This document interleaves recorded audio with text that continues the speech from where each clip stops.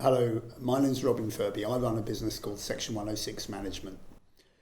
The main purpose of our business is to advise people on Section 106 obligations. There are two types of obligations broadly.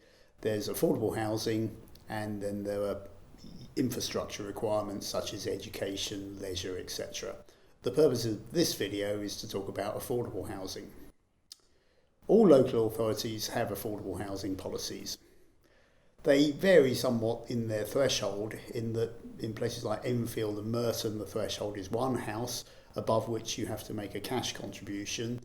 Then there are other authorities such as Kingston and Richmond, and much further afield where the threshold can be 5, 10 or 15 units. It doesn't really matter what the threshold is. The same policy considerations and research has gone into making the policies, and that creates the opportunity to minimise your obligations. You have to understand that all these policies have been evolved from the idea that when you get planning permission there's a huge uplift in value. Now that's obviously going to be the case where you've got a farmer's field that you have suddenly permission to build a large number of houses on. Of course there'll be a huge uplift in value, and in those circumstances the policies work and it's appropriate for affordable housing to be provided as long as the infrastructure requirements are not too great. However, for many small developers, their development site is not like that at all. It can be a house that's being turned into flats, a petrol station being knocked down, an office block being converted, a house being knocked down and a number of houses being provided in its place. In those circumstances, the existing use value of the house is really significant, and therefore the uplift in value achieved on getting planning permission is much smaller. And it's in these scenarios that we are particularly able to help. Our process involves looking at the whole project. We look at the end value of the site once it's built.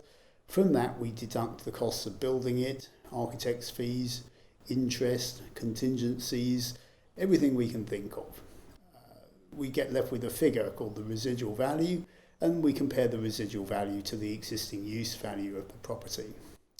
If the residual value is below the existing use value of the property, broadly speaking, it's not going to be possible to make a contribution towards affordable housing. In many cases, we have a kind of halfway house where the residual value does exceed the existing use value, but not to the extent anticipated by the policy of the local authority. And in those circumstances, we will aim to negotiate a fair settlement with the local authority. So, for instance, you might be building a block of 15 flats. The local authority might be saying that they want 7 of those flats to be affordable houses. If we look at the numbers, we might come to the conclusion that there is in fact perhaps £50,000 as a kind of super profit, and that would be the limit of your contribution. So it's not an all or nothing process. Sometimes we can completely eliminate the affordable housing, and sometimes we end up with a negotiated solution. If you look at your local authority website, you might well find that their affordable housing policy is set out in very robust terms. That's an impression often reinforced by planning officers.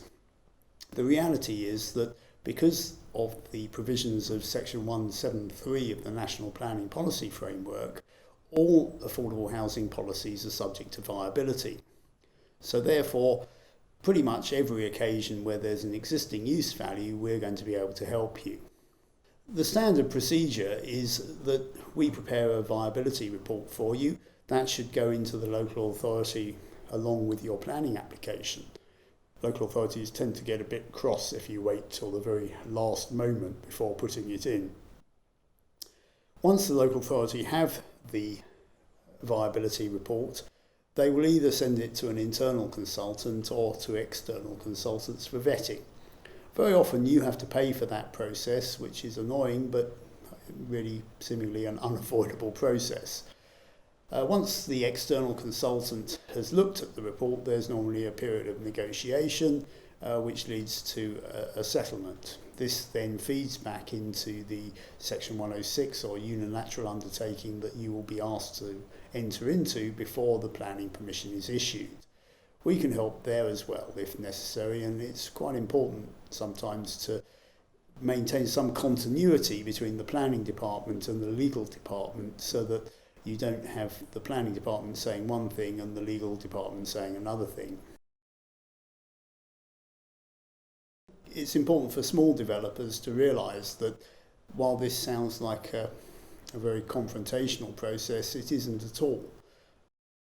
The big house builders, Persimmon Homes, Barratt, etc., have been carrying out these negotiations for years, and it's all a bit under the radar. No one draws any attention to it, but it goes on.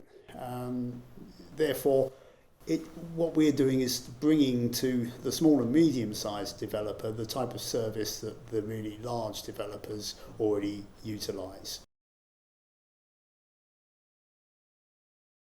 If you'd like to find out more about our business, please have a look at our website or give us a ring on the telephone number that appears at the bottom right-hand corner of the screen.